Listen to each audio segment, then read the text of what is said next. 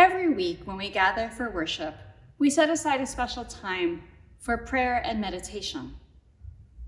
What that looks like for each of us is different inside our minds, bodies, and spirits, and the meaning we make of it is varied as well. But it is a communal practice that brings us together and allows us to voice our concerns.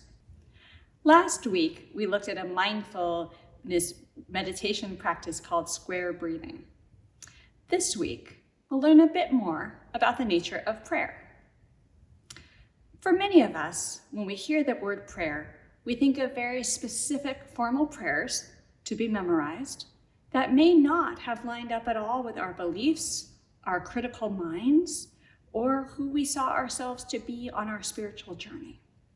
So for some of us, even the thought of prayer might be something that seems unpleasant to us.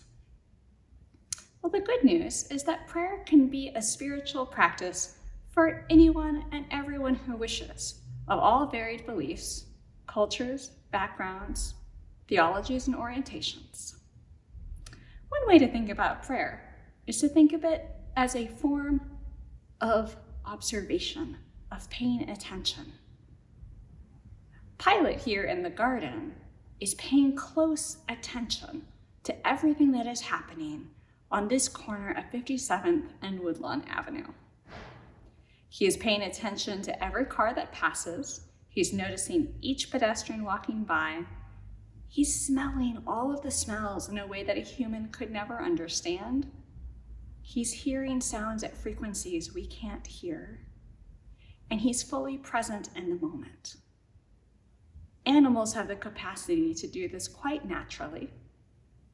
As humans, with more complex brains, we are able to do an amazing number of things.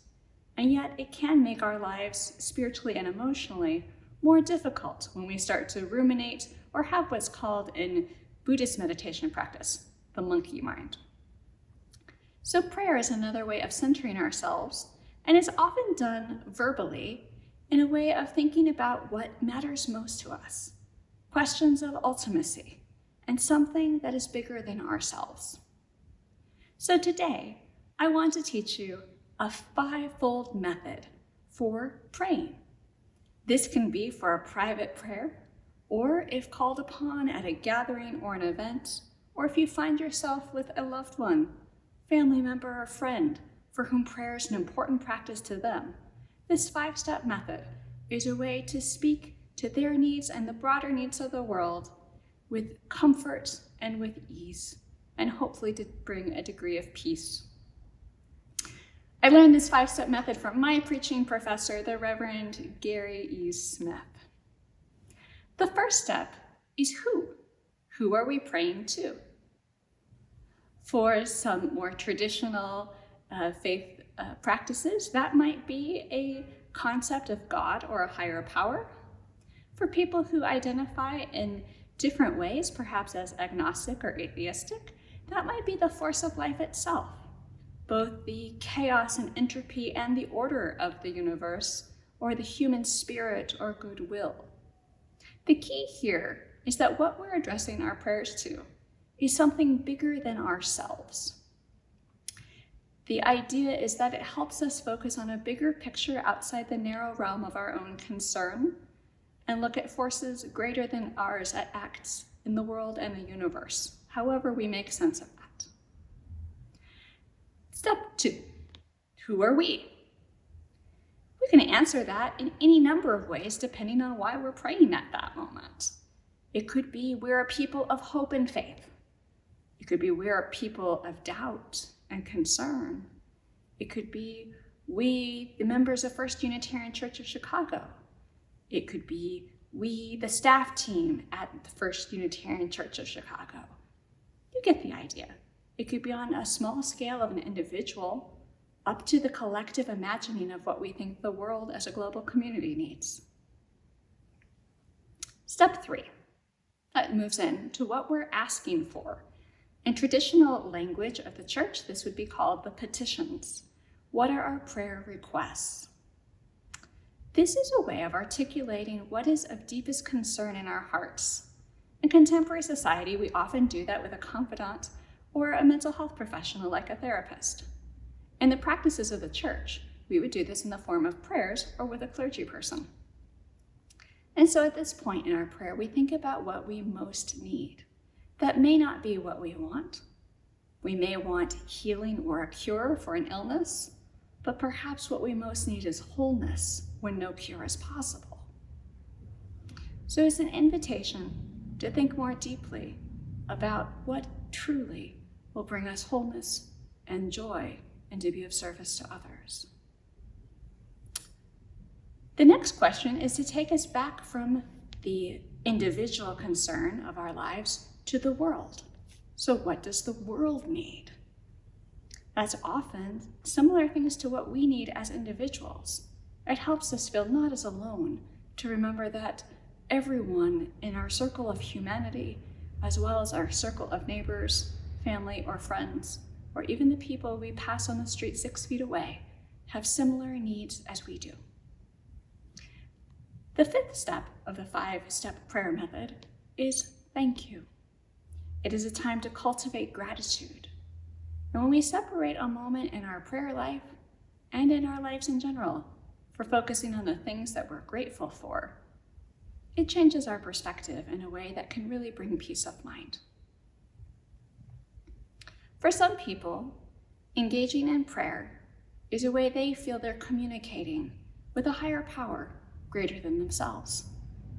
For other people, it's the act of making their hopes and wishes and needs and forming them into language that itself is transformative.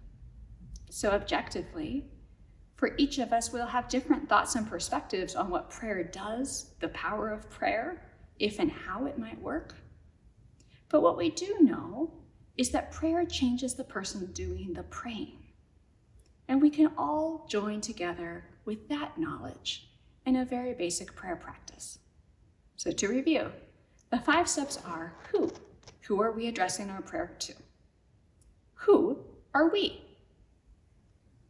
What we need, that could be individual or collectively, what the world needs, and thank you. So let's give it a go. Spirit of life, life force that makes the root go down and the leaf go up. That force in the cosmos of space-time and gravity. God, that beyond understanding, beyond words, known by many names. We bring the cares of our hearts and the concerns of our mind forward today. We are a people tired and worried in the midst of a pandemic. We're isolated from one another, or we may be too close to those closest to us. Our world is out of balance and upside down, and we don't know the way forward. We may be afraid. We may be sad. In moments of joy, we may feel a bit of guilt. We are people of many feelings. We hold that in our hearts. We need to be comforted. May we have solace in knowing that we're not alone. May we know that small acts of kindness matter, both to the giver and to the recipient. Grant us peace in our day, and peace of mind and heart in our evenings, that we may be of greater service to those around us and be an agent of peace in the world.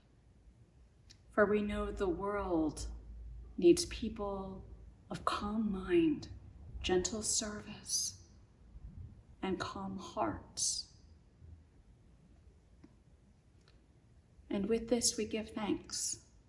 We give thanks for another day, another opportunity of blue sky and sunshine, or rain that waters the flowers and grass, days of sorrow and days of joy, each being alive with the air we breathe and our hope in this moment, and knowing that as a church community, we are together, we are one.